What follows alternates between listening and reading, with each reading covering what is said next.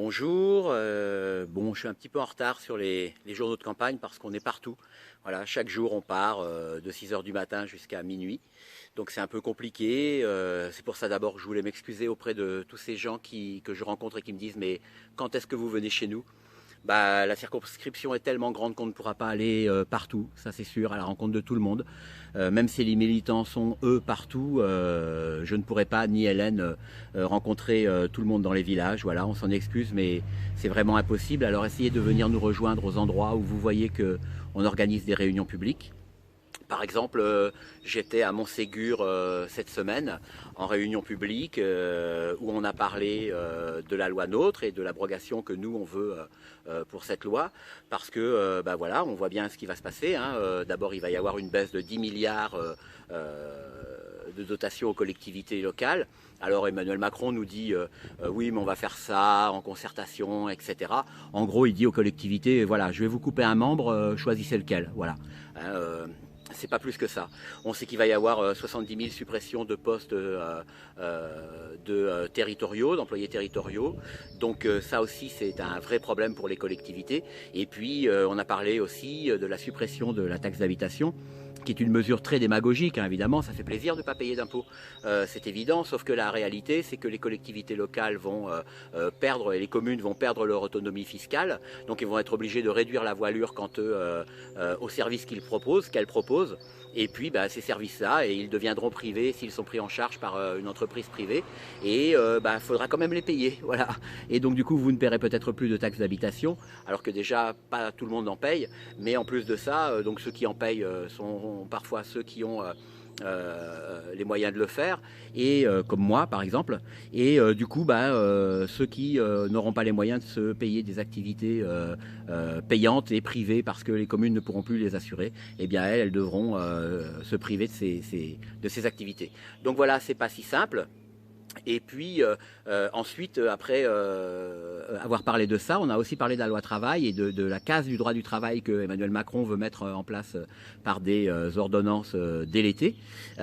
Évidemment, c'est un énorme problème. Alors je parlerai du travail le 1er juin lors du meeting et on rentrera dans les détails. Là, j'ai pas trop le temps. Mais ça va créer un véritable problème. Hein. On le sait, il y a une inversion de la hiérarchie des normes, comme on l'a déjà expliqué, où l'accord d'entreprise va devenir supérieur à l'accord de branche. Et nous, on pourrait nous traiter de gauchistes, hein, parce qu'on veut un droit du travail qui protège les employés et les travailleurs. Mais la réalité, c'est qu'on n'est pas les seuls à le dire.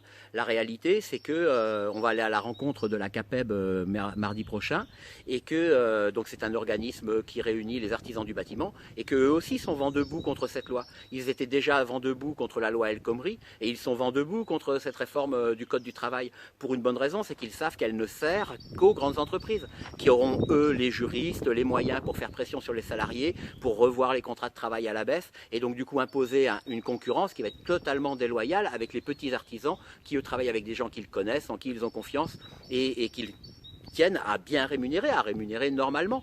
Voilà. Donc il va y avoir une concurrence qui se crée. Les petits artisans et les TPE et les PME s'inquiètent de ça aussi. Ce n'est pas simplement une défense idéologique des travailleurs. C'est un équilibre que nous voulons dans le travail. Et cette case du Code du travail va nous poser évidemment des problèmes. Alors j'ai pris quelques notes hein, parce que on fait tellement de choses que j'oublie des choses. Après Montségur, je suis allé au départ d'un grand raid VTT qui était à Tolignan, là où j'habite, et 2000 personnes, une superbe ambiance, 2000 sportifs, vraiment une belle manifestation. Et si je tiens à vous en parler, c'est simplement parce que ça s'est fait là où on va faire notre meeting le 1er juin. Et donc du coup, voilà, eux, ils ont accueilli 2000 personnes, donc il y a de la place, vous pouvez venir, on saura où vous mettre. Voilà. Et puis on est allé à Égalaï avec Corinne Morel-Darleux, pour la commémoration du massacre du maquis d'Izon, une commémoration qui a lieu tous les ans, à laquelle on va souvent. Là aussi, il y avait beaucoup de monde. Il a été rappelé les valeurs de la résistance et aussi toute la valeur du Conseil national de la résistance et de tous les acquis sociaux qui ont été mis en place à cette époque-là. Alors que la France était ruinée, elle n'avait plus aucun moyen. Eh bien, les hommes de cette époque-là ont décidé qu'il fallait protéger les hommes de la violence, de la haine et de la colère, parce que c'est ça qui fait monter les guerres, et c'est pour ça qu'ils ont mis en place toutes les mesures du CNR qui avaient pour but de protéger socialement les travailleurs, pour rétablir une solidarité et une entente en France et en Europe.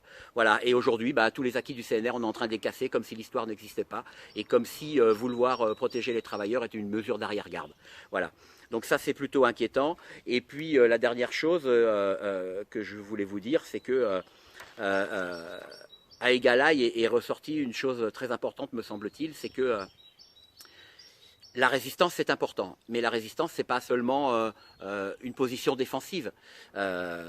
Et moi, je retiens une phrase de Sartre. Alors, je sais que Sartre peut être critiqué, hein, on est d'accord, mais moi, je retiens une phrase de Sartre sur l'engagement où il disait on n'a jamais été aussi libre que sous l'occupation allemande.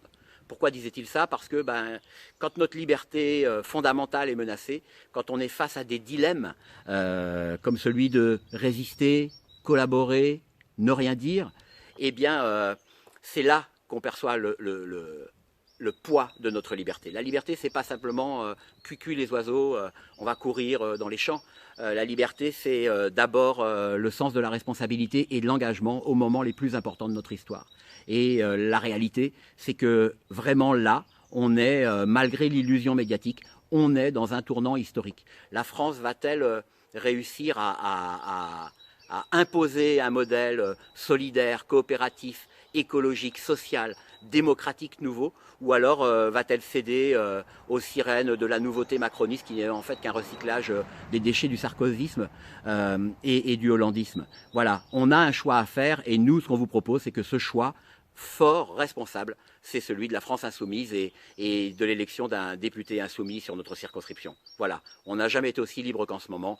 Profitez de votre responsabilité, de votre liberté et faites-en le meilleur usage possible. À bientôt.